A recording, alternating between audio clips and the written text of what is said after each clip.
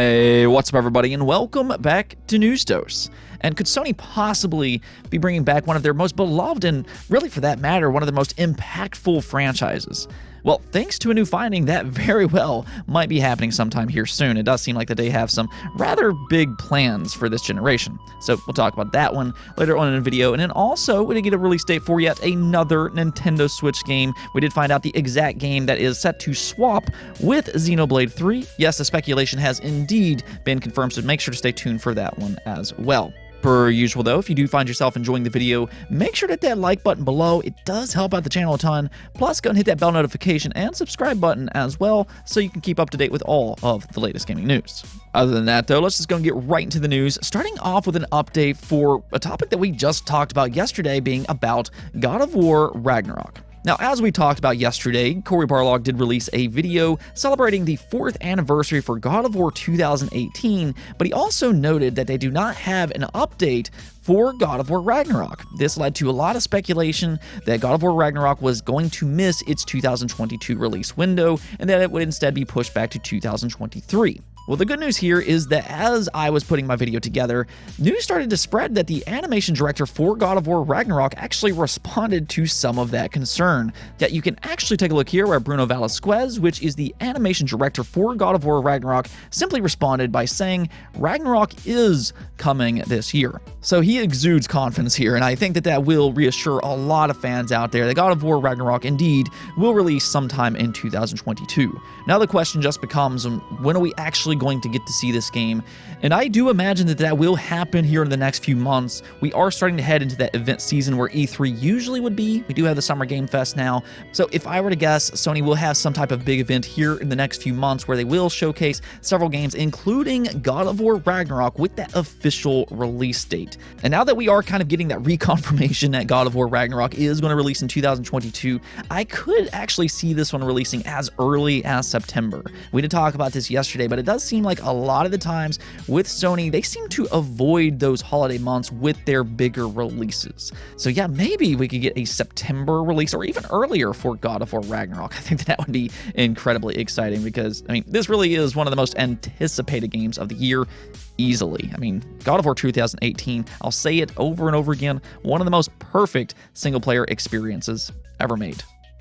Next up, we also finally got a release window as well as a lot of new gameplay for the highly anticipated Teenage Mutant Ninja Turtles Shredder's Revenge. This is actually another one of those games that had a very vague 2022 release date, but they now narrowed that down to a summer release. Yes, it looks like this game will be out rather soon, and based off of the overview gameplay that we're seeing here, it looks absolutely exceptional. The animations are so crisp, the color just pops off the screen, and it just looks like it's a lot of fun. It does look like Dotemu has done it once again with bringing back one of those older beat-em-up style games and has transitioned that perfectly into modern day times. We saw them do that a couple years ago with Streets of Rage 4, which in my opinion will probably go down as one of the better beat-em-up games ever made, and it looks like Shredder's Revenge is right at that same tier level. I think that this game looks excellent, and as someone who actually grew up with some of the older Teenage Mutant Ninja Turtle games, I'm really excited to check this one out myself.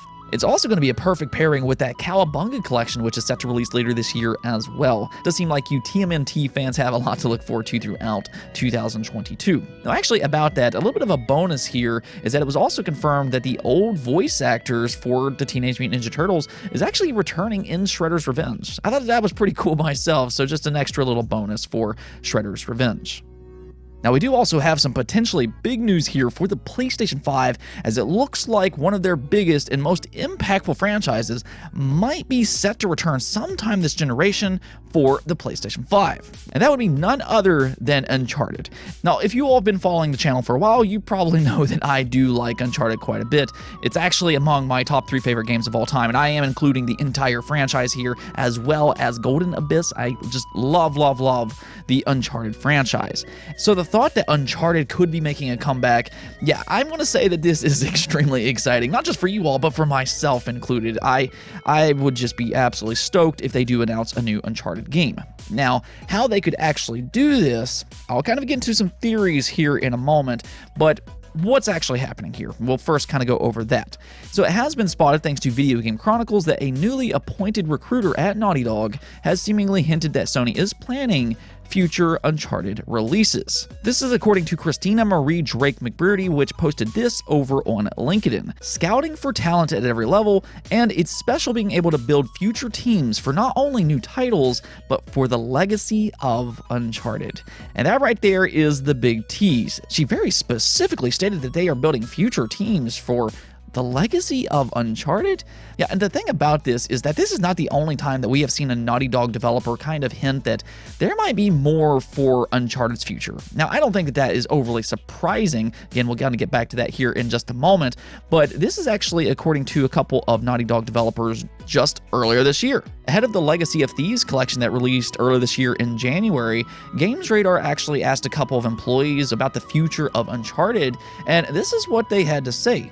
I think we can say for certain that we can never say never. Uncharted is a franchise we love, that the studio loves, I love, and Kurt loves. It's a world we want to see more of, so I can certainly say that. So even here with some of the developers, it seems like Naughty Dog is not necessarily completely finished with the Uncharted franchise. Now, does that mean that they're necessarily working on a new Uncharted game as of this moment? That's not necessarily what it means, but it does, however, seem like there is a very high chance that we do see Uncharted return sometime in the future. And really, there are a lot of reasons to bring this back. Of course, Uncharted 4 seemed to kind of wrap things up pretty well in terms of Nathan Drake. He is getting older now, he's now married, and he has a kid, which that's actually important right there. I'll get back to that here in just a second. But fans absolutely adore this franchise. I mean, you can even see that with the Uncharted movie. It's doing pretty well. It's also one of the most influential Sony franchises, period. You take a look at the before and after of Uncharted, and you can clearly see that Uncharted influenced a lot of the first-party games after it released. Truthfully, I think a lot of the success that Sony has had with some of their first-party studios can kind of be credited towards Naughty Dog and Uncharted. I really do believe that that's how impactful it is. But if they do decide to bring this franchise back, how are they going to go about doing that? The characters are already kind of getting older in Uncharted 4, so will they continue on with Nathan Drake's story? And I think that they could, actually, in a few different ways. One, they could just simply do a prequel, though we've already seen that with Golden Abyss. Or, and this is another option, but they could take that Gears of War direction. Now, what I mean by that is that instead of focusing on Marcus Phoenix being the main protagonist, they actually instead decide to focus on his kid and then still have Marcus Phoenix as a playable character. They could do something similar here and actually focus on Nathan Drake's daughter, Cassandra Drake. They did actually briefly show her right at the end of Uncharted 4, and she was like right around the age between 10 to 15. So now here we are 6 years after Uncharted 4, so they could easily make her into the next protagonist and still have a focus on Nathan Drake as well. I think that that would actually be a good direction to take, though at the same time, Uncharted was already kind of compared to Lara Croft and Tomb Raider. Yeah, I can only imagine how that would work with Cassandra Drake, but nonetheless, I do think that this would be kind of a good way to continue on with the Uncharted franchise, and if it's successful, they could make multiple entries with Cassandra Drake. So I do personally like that idea myself, but again, it very much does seem like Uncharted still very well might have a future and could release as early as this generation for the PlayStation 5. As a big fan of Uncharted myself, I'm going to go ahead and cross my fingers here and hope that this does actually end up happening. But at the same time, do keep in mind that nothing is confirmed as of this moment. I will go and ask you though, if they do decide to bring Uncharted back, how would you like them to go about doing this? Would you like to see them focus on a side character such as Sully? Would you like them to continue on with Nathan Drake in a prequel? Or would you like to see a sequel with something like Cassandra Drake? Let me know in the comments below.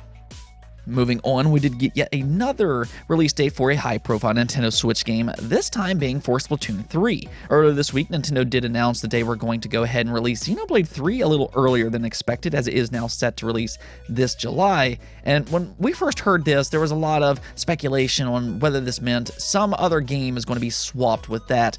And well, the thing is that it has now been confirmed. Splatoon 3 is no longer set to release this summer, but has now been pushed back to September 9th. So I think that this might be a little bittersweet for some out there if they were really hoping that this was going to release this summer, but you're not really seeing too much of a delay here. It's only pushed back a couple of months into September, and the fact that we now do have an official release date and know exactly when we're going to get to play this game, to me, I want to view this as a win. Again, Splatoon 3 is now set to release released on September 9th, and they actually did release a gameplay trailer today that showed off Turf War. And I have to say, from what they showed today, it looks really good. I mean, yes, it looks like Splatoon and everything, but it looks like that there's plenty of improvements here. The specials are looking really good. They've changed the UI up a little bit. There's new camera actions.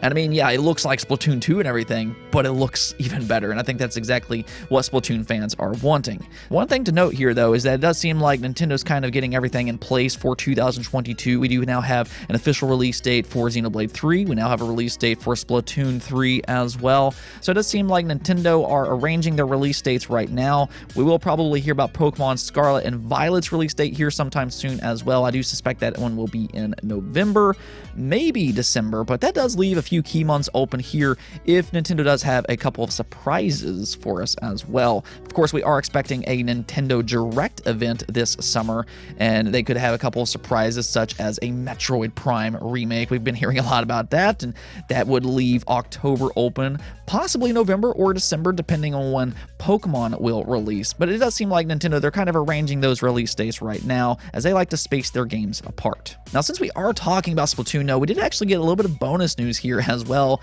as Nintendo did announce that the Octo expansion DLC is now available in Nintendo Switch Online Plus expansion pack at no additional cost. So you can actually go check that one out right now.